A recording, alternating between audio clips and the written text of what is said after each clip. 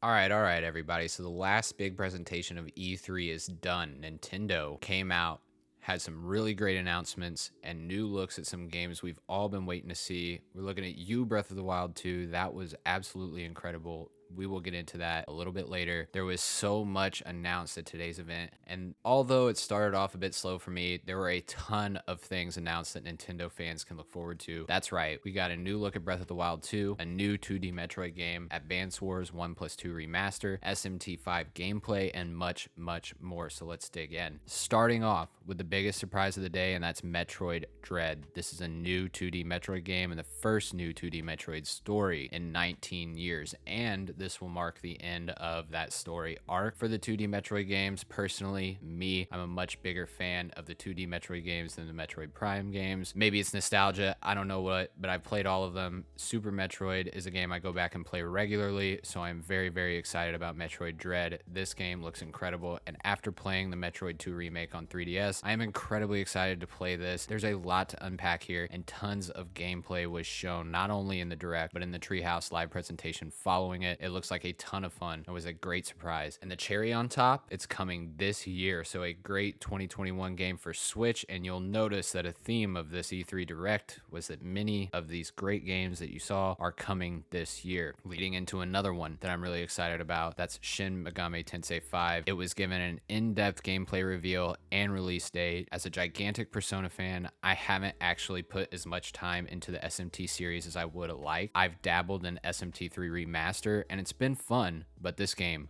looks really great. If you're a fan of Persona, then this will be all too familiar. It's based in the same world and is the series that the Persona series is a spinoff from. So I can honestly say that while the story and the world seem quite a bit more mature and dark than Persona, it still looks like a ton of fun, and I will be definitely diving deep into it when it comes out in November. Also, another great 2021 release for Nintendo. Now, for another big surprise announcement, something that didn't leak, that nobody really knew was coming, is the Advance Wars 1+2 remaster. This looks really good. As someone who played the original on my Game Boy Advance, I am really looking forward to revisiting it. The presentation looks great and the visual upgrades are really nice. This is another game that is coming out holiday 2021 and is adding to the long list of exclusive games from Nintendo. If I'm being honest, I know I've said that a lot, but I just can't believe that this many great games are coming so soon. I was of the mind that if we didn't get Breath of the Wild 2 this year, which we're not, and we'll get into later, that there were not going to be a lot of things to play this year, and I was kind of okay with that. But they came with a ton of announcements today, and it really feels like a lot of the stuff spoke about in this Direct spoke directly to me. So let's move to my favorite stuff, and that's the Zelda announcements.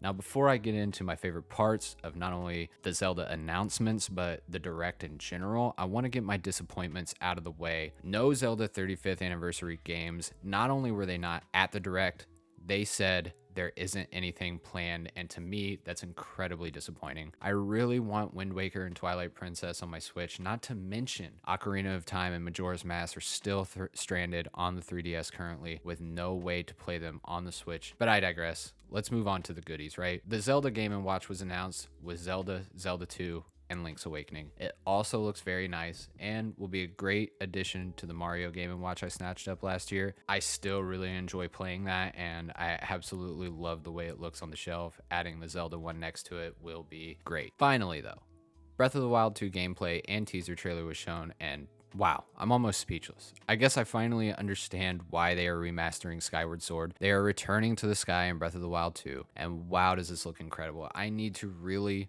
pick apart this trailer. I probably need to watch it at least 10 more times to really take it all in, but I am amazed at some of the new mechanics they showed here. There's clearly some new combat mechanics, flying sky cities. There's so much here, and with Breath of the Wild being one of my favorite all-time games, I just can't wait to see how they top it with Breath of the Wild 2. I'm not sure what they're going to call it. For now, it's Breath of the Wild 2, but I'm sure it'll have some obscure name. I'm really, really excited to see more, and I'm sure we will see plenty more prior to the 2022 release date. I'm a little disappointed it's not coming in 2021, but as I said before, and the theme of this Direct, there's going to be plenty to play this fall, so I can wait for Breath of the Wild 2. Take as long as you need. This game is going to be great. No matter when we play it, we're all going to enjoy it, right? Overall, Nintendo had a great showing today. they announced a lot more than what I went into here. WarioWare, Monster Hunter Stories 2, Mario Party 64 compilation thing. Still not even quite sure what that is, to be honest. But it looks kind of cool. Me and the family have fun with Super Mario Party, even though it's not the greatest game ever. This looks decent.